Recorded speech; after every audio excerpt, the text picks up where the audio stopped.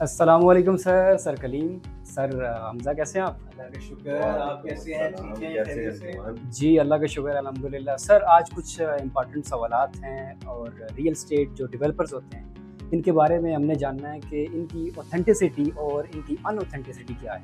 तो इस हवाले से सर कलीम आपसे पहला सवाल है, सर ये बताएँ कि ऑथेंटिसिटी क्या है डेवलपर्स की? अच्छा, इसमें होता ये है कि सबसे मेन चीज़ जो होती है ना ऑथेंटिक डेवलपर की, वो ये होगी कि वो डेवलपर की हर चीज़ आपको ट्रांसपेरेंट मिलेगी। फॉर एग्ज़ाम्पल, अगर वो डेवलपर कंस्ट्रक्शन कर रहा है, तो उसकी कंस्ट्रक्शन के अंदर भी आपको ट्रांसपेरेंसी नज़र आएगी। अब वो कैसे आएगी, ये कुछ पॉइंट्स हैं जो समझने वाले हैं। सबसे मेन चीज़ कि वो अपनी कंस्ट्रक्शन को टाइम फ्रेम के अंदर रह के कर रहा होगा, कि जो उसने एक टाइम फ्रेम कंस्ट्रक्शन का बनाया है, उस टाइम फ्रेम के अंदर वो कंस्ट्रक्शन कर रहा होगा। दूसरी चीज, अब एक मार्केट के अंदर एक नया ट्रेंड आ गया है और वो ट्रेंड ये है कि आपको 24/7 कंस्ट्रक्शन की लाइव स्ट्रीमिंग दिखाई जाती है, जिससे फायदा ये होता है कि जिस बंदे ने या जिस भी पर्सन ने आपके साथ इन्वेस्टमेंट की है, उसको नजर आ रहा होता है कि मेरी इन्वेस्टमेंट सही जगह पे लैंड हुई है। उसके अलावा सारी गेम है ये ट्रांसपेरेंसी की। ट्रांसपेरेंसी तब भी होगी कि डेवलपर अथेंटिक है। उसके बाद आपने कंस्ट्रक्शन तो एक बात का मैटर है कि आपने इन्वेस्टमेंट की और कंस्ट्रक्शन, इसके अंदर एक और चीज है कि जब आपने इन्वेस्टमेंट की है तो जो डॉक्यूमेंटेशन है डेवलपर की, आया वो ऑथेंटिक है, और उसकी ऑथेंटिसिटी आपको पता लगेगी कि जब उसने वो भी ऑनलाइन की होगी।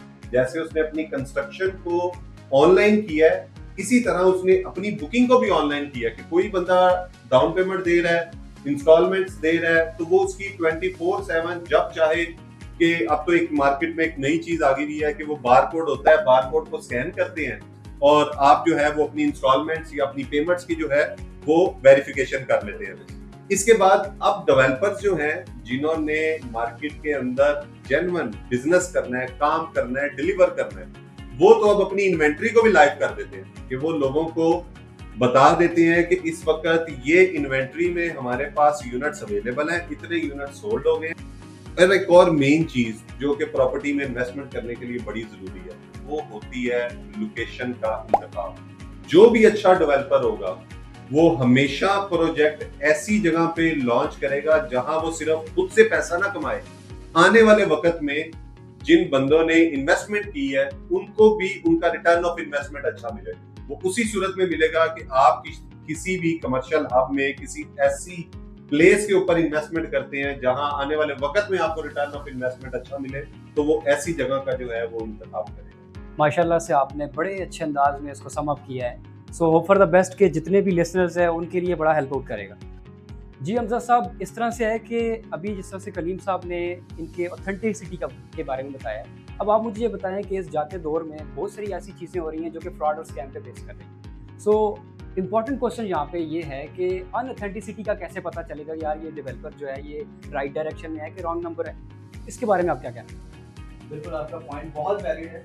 इसमें आपने देखा होगा मेरी पिछली वीडियोस के अंदर जो है वो मैं एक चीज़ बार-बार कहता हूँ कि इस तरह के डेवलपर जो होते हैं, वो आपकी इन्वेस्टमेंट को एक सॉफ्ट लॉन्च प्रोजेक्ट्स के अंदर इन्वेस्ट करवा देते हैं, और जब आप उनको कहते हैं कि हमें अपना प्रोजेक्ट विजिट करवाएं, तो वो माँ-सिवा आपको पैलियों के और खेतों के अलावा और वहाँ पे कुछ भी नहीं मिलता। हाँ, आप इसके ऊपर ऐड कर सकते हैं या आपको वहाँ पे डस्ट भी खाने को मिलती है।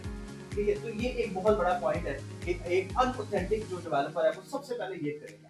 उसके बाद आप जब उससे फिजिबिलिटी मांगेंगे आपके प्रोजेक्ट की, वो आपको फिजिबिलिटी बताने की बजाय वो कहानियां सुनाएगा और वो बताएगा जी वो आपका 12th फ्लोर के ऊपर जो है ना वो कहीं ना कहीं कोई एक अपार्टमेंट है। अलबत्ता अभी मजे की बात है, इस तरह के कई डेवलपर हैं, देखिए कई डेवलपर हैं, अभी उनके पास प्लॉट भी नहीं है कि खुद उन्होंने एक्वायर नहीं किया, और वो मजे की बात है उसके ऊपर फिजिबिलिटी, और वो पता नहीं कैसे फिजिबिलिटी बना के उसके ऊपर एक अपार्टमेंट जो है ये नंबर जो है ये आपका अपार्टमेंट है और आप इसको करें। ठीक है, इस तरह के जो सॉफ्ट लॉन्च प्रोजेक्ट होते हैं, सबसे पहले ये देखा जाता है कि यहाँ पे आपका रिस्क कितना को आएगा। सॉफ्ट लॉन्च प्रोजेक्ट के अंदर बहुत बड़ा रिस्क होता है। जिस तरह आप ये कहते हैं ना हॉरिजॉन्टल प्रोजेक्ट्स के अंदर आपको अपनी फाइलों के अंदर या आपका रिस्क लेवल बहुत ज्यादा है, आपको नहीं पता कि मार्केट किस तरह चल रही है, किस तरह चलेगी। उसी तरह के सॉफ्ट लॉन्च प्रोजेक्ट्स होते हैं कि यहाँ पे आपको नहीं पता होता कि आइदर इसकी कंस्ट्रक्शन इन्होंने स्टार्ट करनी है कि नहीं। बल्कि कलीम भाई की मैं एग्री करता हूँ कि डॉक्यूमेंटेशन, इनके पास इनकी सारी डॉक्यूमेंटेशन ही नहीं होती कि किस तरह इन्होंने अपना प्रोजेक्ट बनाना है, फिजिबिलिटी क्या है, कंस्ट्रक्शन कर रहे हैं। प्रॉपर जो है इसका एक चैनल होता है जिसके थ्रू गो थ्रू करते हैं अपने प्रोजेक्ट को। लेकिन इस तरह के डेवलपर जो है सिर्फ आपको एक गोल्डन स्पैरोज या कह लें या गोल्डन ग्रीन गार्डन्स कह लें वो दिखाएंगे आपको। लेकिन उस समझना कि हमेशा जब कोई गोल्डन या फिर ग्रीन गार्डन्स दिखाते हैं ना, उसके पीछे कोई ना कोई इशू जरूर है। तो ये है बेसिकली वो अनऑथेंटिक लीडर जो कि इस टाइम रियल एस्टेट को दीमक की तरह चाट रहे हैं। और ये सबसे बड़ा होता है कि इन्हीं लोगों की वजह से जो बेहतरीन डेवलपर काम कर रहे होते हैं उनकी ट्रस्ट वैल्यूज में भी इशू आते हैं।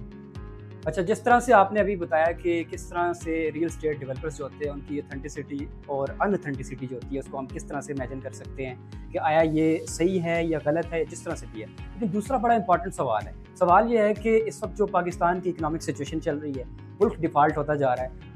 लोग कोशिश करते हैं कि इन्वेस्टमेंट अपनी जो है वो रियल एस्टेट मार्केट के अंदर करें। तो क्या आया इस वक्त का ये बेस्ट टाइम है, क्या वो अपनी इन्वेस्टमेंट रियल एस्टेट डेवलपर्स के साथ मिल के या इस तरह से रियल एस्टेट के अंदर वो इन्वेस्टमेंट कर सकते हैं? इसके अंदर मैं आपको थोड़ा सा आंसर करता हूँ और समझने वाले कुछ पॉइंट्स हैं जो कि आपने समझने हैं। उसमें ये है कि इस वक्त जो मौजूदा हालात चल रहे हैं ना, अगर उनको हम लोग देखते हैं तो उसके अकॉर्डिंगली जब भी प्रॉपर्टी के अंदर थोड़ा सा स्लम्प आएगा, प्रॉपर्टी की प्राइसेस जो हैं वो नीचे आएंगी, तो उस वक्त आपने जो भी इन्वेस्टमेंट की होगी, फॉर एग्जांपल अगर आप किसी प्लॉट्स में इन्वेस्टमेंट कर रहे हैं या फिर आप हाई राइज प्रोजेक्ट में इन्वेस्टमेंट करते हैं जो कि वर्टिकल प्रोजेक्ट्स हैं, उनके अंदर आप इन्वेस्टमेंट करते हैं, तो जो इन्वेस्टमेंट आपने प्रॉपर्टी के डाउन टाइम में की है वो इन्वेस्टमेंट आपको ज्यादा फायदा देगी। इसी तरह हॉरिजॉन्टल जो प्रोजेक्ट्स हैं इस वक्त, वो प्रोजेक्ट्स मार्केट में इस वक्त डिमांड को भी देखा जाता है, डिमांड और सप्लाई कि इस वक्त डिमांड क्या है मार्केट में। तो जितने भी नए प्रोजेक्ट्स आ रहे हैं वो तमाम के तमाम प्रोजेक्ट्स जो हैं वो वर्टिकल प्रोजेक्ट्स आ रहे हैं बनिस्बत हॉरिजॉन्टल प्रोजेक्ट्स। वो अब रुक गया है, प्लॉट्स का काम रुक गया है, कॉस्ट बहुत ज्यादा बढ़ गई है इन्फ्लेशन की वजह से। अब अगर कोई बंदा प्लॉट बाय करता है तो प्लॉट बाय करके उसको फिर उसके ऊपर कंस्ट्रक्शन करनी है, इन्फ्लेशन कॉस्ट भी उसके ऊपर पड़नी है। तो इस चीज से बचने के लिए अब जो वर्टिकल प्रोजेक्ट्स हैं वो ज्यादा फायदा देते हैं। फिर उसके अंदर आपको जो एक सबसे बड़ा फायदा होता है, वो बेनिफिट आपको उसके अंदर ये होता है कि एक ही बिल्डिंग के अंदर आप लोग, फॉर एग्जांपल आपने किसी भी वर्टिकल प्रोजेक्ट के अंदर इन्वेस्टमेंट की है, उसमें तमाम तर अमेनिटीज और फैसिलिटीज जो है वो आपको एक ही बिल्डिंग के अंदर मिल जाती है, जिससे आपकी फ्यूलिंग भी बचती है, आपके अदर एक्सपेंसेस जो है वो भी आपके कम हो जाते हैं। तो इसलिए जो इस वक्त आपको फायदा देने वाली चीज है या फायदामंद जो इन्वेस्टमेंट है वो वर्टिकल इन्वेस्टमेंट जो है वो आपको देखने को मिलेगी बनिस्बत के आप किसी घर में इन्वेस्टमेंट करें और आप किसी प्लॉट में इन्वेस्टमेंट करें। फिर एक और जो फायदा इसमें है वो भी एक पॉइंट समझने वाला है, 1 करोड़ का प्लॉट है या कोई भी प्रोजेक्ट है, आप वर्टिकल में या हॉरिजॉन्टल चले जाएं, आपको हॉरिजॉन्टल में तो अब ऑप्शन नहीं मिलेगी, पर वर्टिकल में ये आपको ऑप्शन मिल जाती है कि 1 करोड़ रुपए का अपार्टमेंट है, आपने जस्ट उसका 20% या 25% या 15% आपने जो है वो उसका पे करना है। अब जब आप उसका 15 या 25% पे कर देते हैं, रिमेनिंग अमाउंट आपने कोई 2 साल या 3 साल के टाइम फ्रेम के अंदर जो है वो आपने पे करनी होती है। तो उसमें फायदा ये होता है कि जब तक वो प्रोजेक्ट आपको डिलीवर होता है तो उसके अंदर एक आपको बहुत अच्छा जो है वो आपकी रिटर्न ऑफ इन्वेस्टमेंट आपको मिल जाती है, जबकि प्लॉट्स आपको फुल पेमेंट पे बाय करना पड़ता है और उसके बाद आपको जो है उसमें अब अदर चार्जेस भी पड़ते हैं, ट्रांसफर फीस भी पड़ती है, ये सारी चीजें हैं।